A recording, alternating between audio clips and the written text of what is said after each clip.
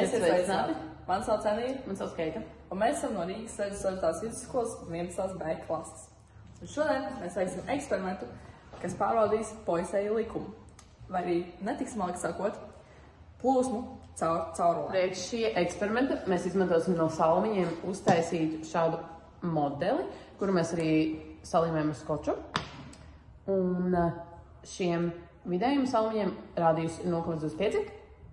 Un pēc tam mēs nomainīsim uz šiem mazākiem, kuriem rādījus ir 0,1. Un pagaidām šiem salmiņiem ir vienāds garums, tie ir 14 cm. Nu, plus mīnus, protams, ir arī cilvēciskās kļūdas. Un mēs izmantosim arī parastu ūdeni, ko mēs modelim tā kā izliesim cauri. Šis modelis ir kā asinsvats, ar to šī situācija ir līdzīga īstai dzīves situācijai, tāpēc tas ir svarīgi šo iztestēt, lai mēs zinātu vairāk par mūsu ķermeni un kā tas strādā. Kā arī mēs izmantojam lineālu, šķērs un svars un štādu.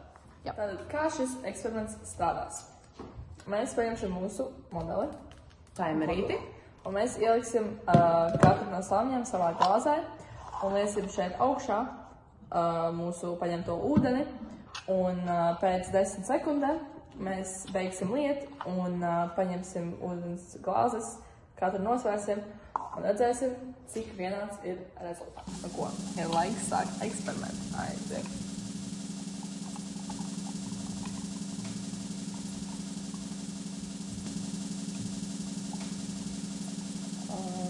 Stop.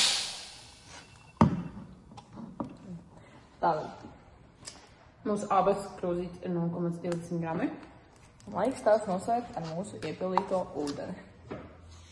Mēram pirmo glāzi. 0,50. Mēram otro.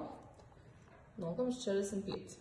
Okay. Tas ir tīri ok. Tātad sanāk, ka vienā glāzītē ir 0,25 gramu ūdens un otrā ir 0,30 grami, jo katra glāzīte svēr vēl 0,20 gramus.